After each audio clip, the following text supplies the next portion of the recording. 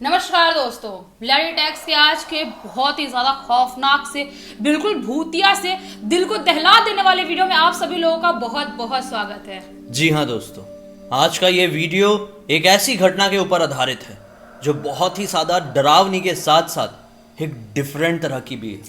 दरअसल इस तरह की स्टोरीज आप लोग हमारे चैनल में कम सुनते हैं, लेकिन सच बता रहा हूँ, ये बिल्कुल सच है। ये दरअसल आज से कुछ ही समय पहले इन द सेंस अभी गणेश चतुर्थी के टाइम पे नीलिमा नाम की एक लड़की के साथ घटी।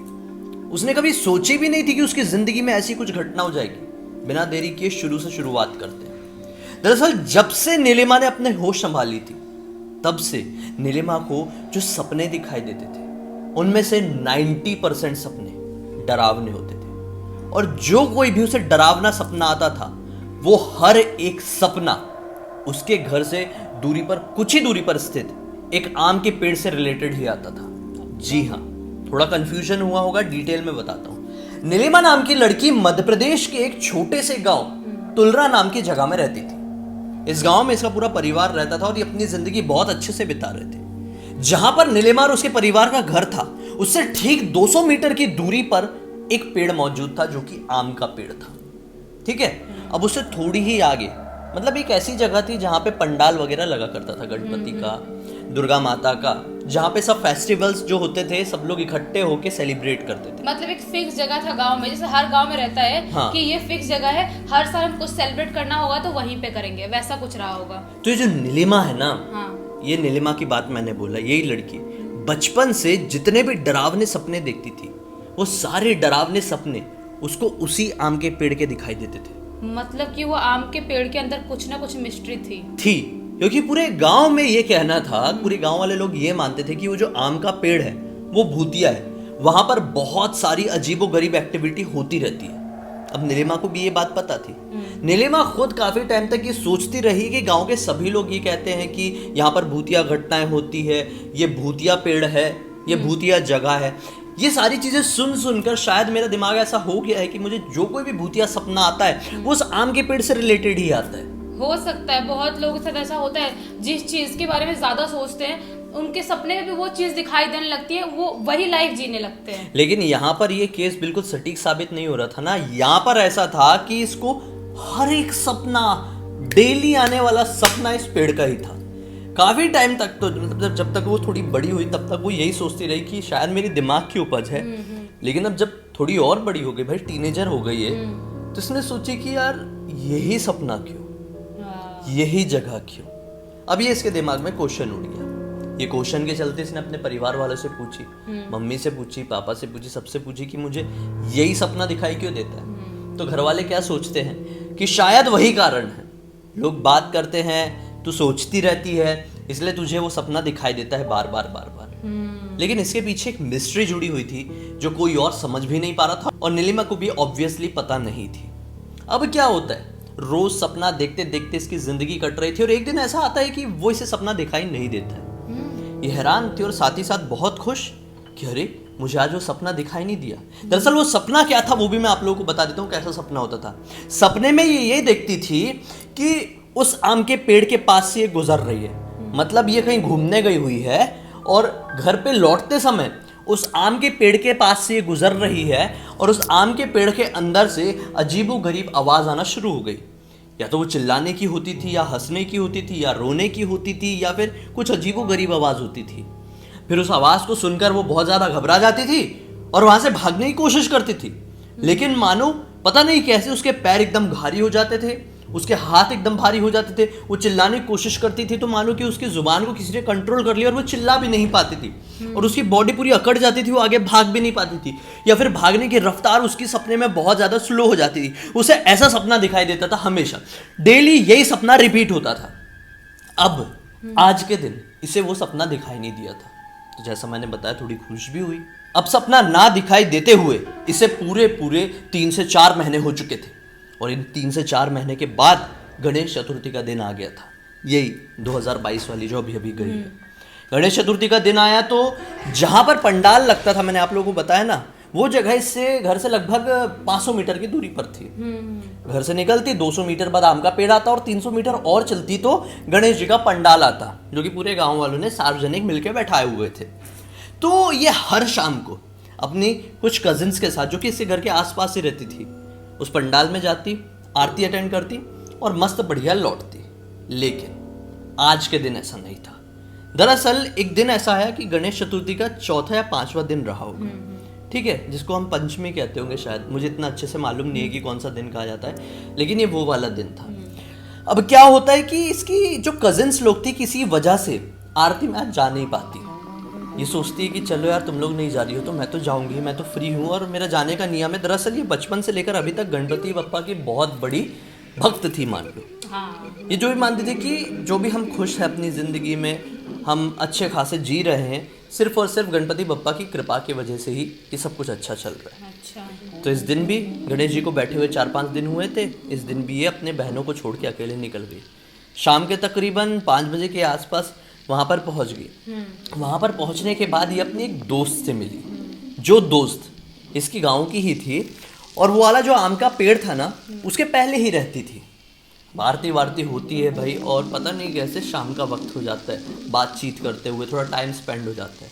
अब शाम का वक्त होता है तो इसे अपने घर लौटने में डर लग रहा था। क्यों डर लग रहा था? क्योंकि उसके घर के रास्ते में उसको वही आम का पेड़ मिलता। तो अपने दोस्त से बात करती है और दोस्त को बोलती है कि यार मैं घर जा रही हूँ तो तू भी मेरे साथ चल लेना, अपन दोनों साथ में जाएंगे तो मुझे उतना ज़्यादा डर नहीं लगेगा। तो उसके दोस्त भी तैयार हो जाती है ना। अब ये लोग शाम के लगभग 7:30 या 8 बज रहे होंगे, वहाँ से निकल जाते हैं। इनके गांव में ना ज़्यादा स्ट्रीट लाइट वगैरह नहीं है, तो ये अपने मोबाइल का फ्लैश लाइट ऑन कर लेती है और उस फ्लैश लाइट की मदद से ये घर लौट रही थी। अच्छा, मतलब वहाँ बिजली नहीं थी इसलिए। हाँ। बिजली ज़्यादा नहीं थी। हाँ। तो इसकी दोस्त का घर ना आम के पेड़ के पहले आ जाता है। वो रुक जाती है अपने घर पे। अब ये चलना शुरू करती है और ये मन में सोच ही रही थी कि यार अब वो आम का पेड़ आएगा, मुझे पता नहीं अजीब सा मन में घबराहट हो रही है, ऐसे सोच रही थी। सोचते सोचते चली रही थी भगवान का नाम लेते हुए कि इसको अचानक से सामने दिखाई दे दिया वो कि पेड़ आ चुका है। अब कैसा रिएक्ट करे? अभी पूरी रोड भी सुनसान थी, रात का वक्त हो चला था और गांव में इतने लोग इस समय घर से बाहर नहीं निकलते थे। सही बात है, कम लोग निकलते थे। हालांकि त्योहार का टाइम चल रहा था, लेकिन फिर भी लोग शाम को आ जाते थे, लौट जाते थे। इसने तो थोड़ा बातचीत में टाइम स्पेंड कर दी थी। चलते चलते वो ठीक उस आम के पेड़ के पास पहुंची और इसको अजीबोगरीब आवाज सुनाई देना शुरू हो गई। ये आवाज सेम टू सेम वैसी ही थी जैसे कि उसको सपने में सुनाई देती थी। शिट, ये कैसे मतलब पॉसिबल हो सकता? सेम टू सेम वैसी आवाज। हालांकि इसे वो सपना 3 से 4 महीने से दिखाई नहीं दिया था। हाँ। लेकिन ये आवाज सुन के वो बिल्कुल रिकॉल कर ली थी कि ये वो सपने वाली ही आवाज है। हाँ। ये घबरा गई, इसकी हार्ट बीट बहुत ज्यादा तेज हो गई। इसको बिना मतलब के ऐसे लगा कि किसी की मौजूदगी मेरे पीछे है। ये वहां से भागने की कोशिश करती है, लेकिन इसके पैर भारी होना शुरू हो जाते हैं, बिल्कुल सेम टू सेम वैसे ही जैसे कि ये सपने में देखती थी। अब ये सोचती है कि हाथ उठाऊं, चिल्लाऊं किसी को ऐसा ऐसा करके, लेकिन इसके हाथ भी भारी, जुबान भी भारी, हार्ट बीट इतनी तेज कि मैं क्या करूं, कैसे रिएक्ट करूं। मैं चिल्ला भी नहीं पा रही हूं, मैं कुछ कर भी नहीं पा रही हूँ। इसको चक्कर आने लगता है और भागते भागते सामने एक बड़ा सा पत्थर गिरा पड़ा रहता है, उससे टकराकर ये जमीन में गिर जाती है। अब इसे लगा कि मैं पूरी ब्लैंक हो गई, मैं बेहोश होने वाली हूँ कि अचानक से हल्का सा धुंधला सा विजन के साथ दिखाई देता है कि सामने से एक आदमी चल के आया। ये आदमी थोड़ा सा हेल्दी था, गोलू मोलू सा, और बहुत ही ज्यादा सुंदर। वो आदमी इसके पास आया और ऐसा अपना हाथ बढ़ाया। सफेद रंग के कपड़े पहना हुआ था, पूरा सफेद कुर्ता, सफेद पैजामा, ऐसा हाथ बढ़ाया और उसने उसका हाथ पकड़ी, खड़ी हुई। जैसे ही उसने उसका हाथ पकड़ी ना, वो किसी और थर्ड पर्सन की जो मौजूदगी फील हो रही थी, वो नेगेटिव एनर्जी की मौजूदगी, उसे फील होना बंद हो गई। जो आवाज सुनाई दे रही थी वियर से उस आम के पेड़ के अंदर से, वो आवाज सुनाई देना भी बंद हो गई। इसे ऐसा लगा कि यार समझ लो कोई फरिश्ता मुझे बचाने के लिए आ गया, अब मैं इसी के साथ घर जाऊंगी। उठती है और बोलती है कि मैं यहाँ पे रहती हूँ, शुक्र है कि आप आ गए, मुझे बहुत डर लग रहा था। बोलता है कि फिक्र मत करो, मैं तुम्हें तुम्हारे घर पर छोड़ देता हूँ, चलो मैं हूँ जब तक कुछ नहीं होगा।